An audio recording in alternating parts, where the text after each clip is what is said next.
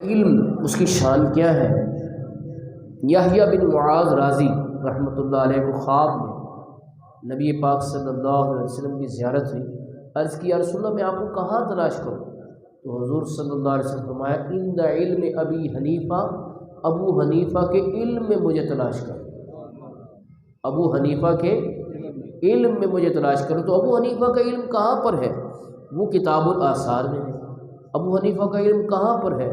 وہ فتاوی رضویہ میں ہے۔ ابو حنیفہ کا علم کہاں پر ہے؟ وہ فتاوی عالمگیری میں ہے۔ ابو حنیفہ کا علم کہاں پر ہے؟ وہ بہار شریعت میں ہے۔ تو یہ امام اعظم ابو حنیفہ رحمۃ اللہ علیہ کی تحقیقات ہیں جن کو ان فقہا نے مرتب کر کے ہم تک پہنچایا۔ اور آپ مزے کی بات سنیں کہ امام ربانی مجدد الفسانی شیخ احمد سرہندی رحمۃ اللہ علیہ نے لکھا ہے کہ جب قرب قیامت میں امام مہدی تشریف لائیں گے تو ان کا فروعی مسائل میں اجتہاد بالکل فقہ حنفی کے مطابق ہوگا۔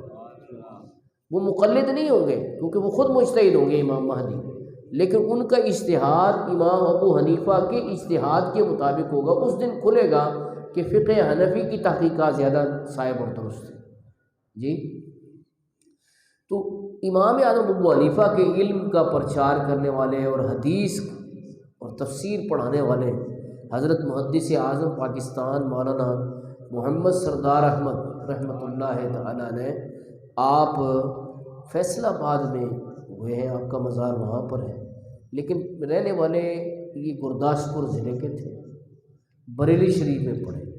اور اس پڑھنے کا سبب کیا بنا کہ حجت الاسلام مولانا حامد رضا خان رحمۃ اللہ علیہ، امام احمد رضا رحمۃ اللہ علیہ کے بڑے صاحبزادے تھے، آپ مسجد وزیر خان تشریف لائے۔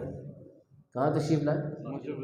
وہاں پر دارالعلوم حزب الاحناف کا سالانہ جلسہ دستار فضیلت 3 دن کا تھا، اس میں آپ تشریف فرما ہوئے۔ تو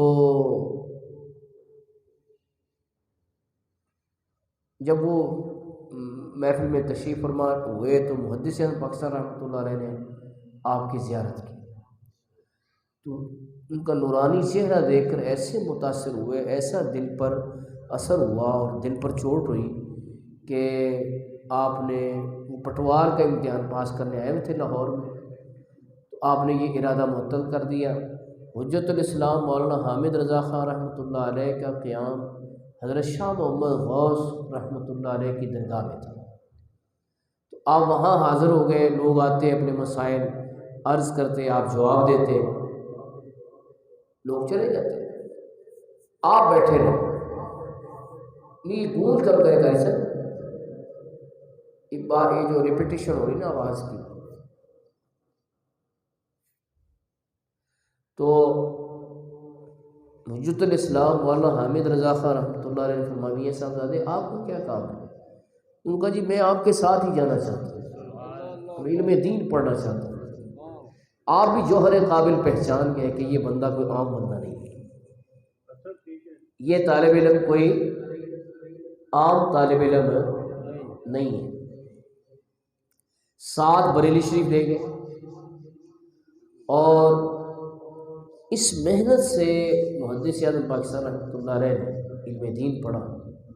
اس دور میں بریلی شریف میں بجلی نہیں تھی اور گیس کے لیمپ ہوتے تھے جو کہ کارپوریشن والے پولز پر لگا جاتے تھے، تو آپ رات کو پول پر وہ جو لیمپ لگا ہوتا تھا اس کی روشنی میں پڑھتے تھے۔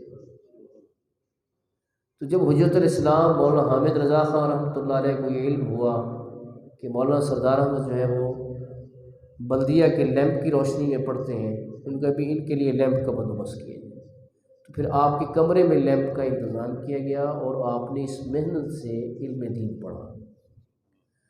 اور کتابیں اور ان کے حوالے اس طرح سے ان کو ازبر تھے کہ کہا جاتا تھا کہ مولانا سردار احمد صاحب یہ چلتی پھرتی لائبریری ہے، جو مسئلہ پوچھو اس کا حوالہ دیں گے اور صفحہ نمبر کتاب کو بتائیں گے اور سطر بھی بتا دیں گے کس سطر میں یہ بات لکھی۔ اس قدر محنت سے انہوں نے علم دین پڑھا۔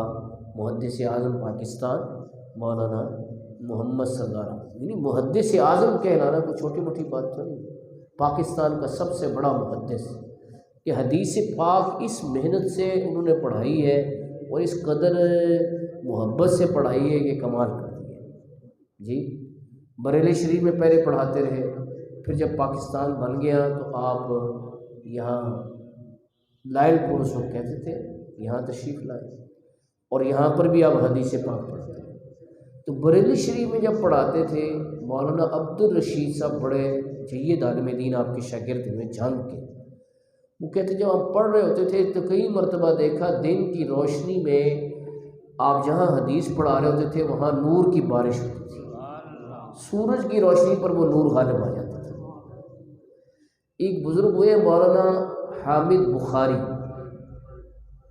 بخارا کے رہنے والے، جہاں امام بخاری جہاں کے ہوئے، ان کو یہ تھا کہ میں اس دور میں حدیث کس سے پڑھوں، یہ ان کو جستجو تھی۔ تو خواب میں نبی پاک صلی اللہ علیہ وسلم کی زیارت ہوئی، فرمایا اگر تم حدیث پڑھنا چاہتے ہو تو بریلی شریف چلے جاؤ، وہاں مولانا سردار احمد صاحب حدیث پڑھاتے ہیں، ان سے جا کے حدیث پڑھو۔ یعنی آپ کا درس حدیث بارگاہ رسالت میں اس قدر مقبول تھا، جو اہل نظر ہے وہ جانتے ہیں نا، ہر بندے کو پتہ نہیں چلتا۔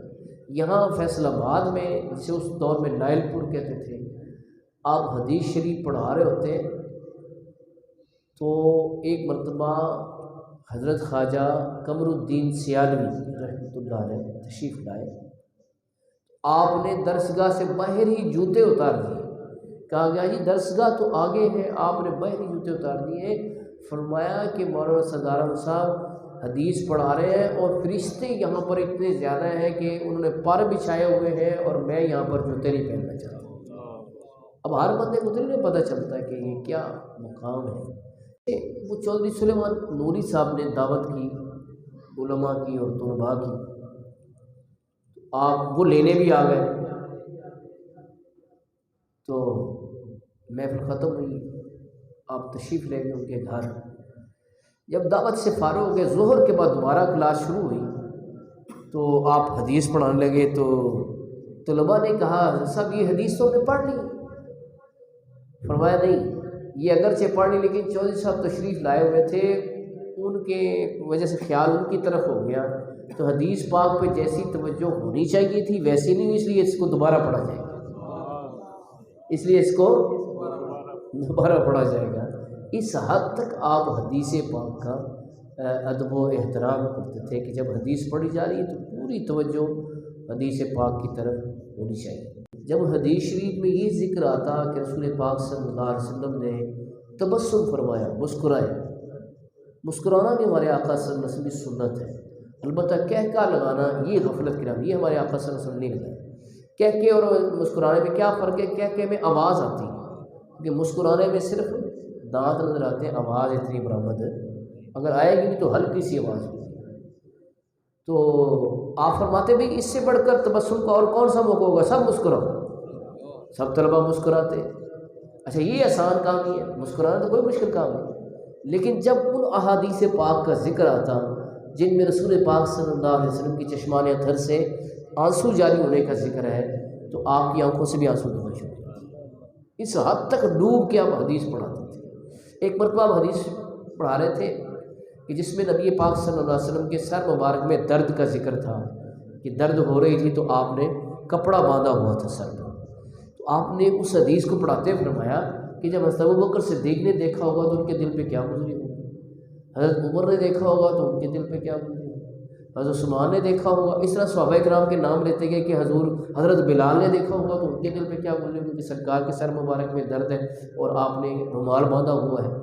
تو یہاں تک کہ آپ پر رکت طاری ہوئی، رونے لگ گئے، اور اتنا روئے کہ حدیث پڑھانا ممکن نہ رہا، تو آپ اٹھ کر ساتھ کمرے میں تشریف لے گئے، وہاں پتہ نہیں کب تک یہ کیفیت ان پہ طاری رہی۔ اس طرح مہم ہو کے حدیث پڑھاتے تھے، اس وجہ سے حدیث والے آقا صلی اللہ علیہ وسلم کا ان کو فیضان نصیب ہوا تھا۔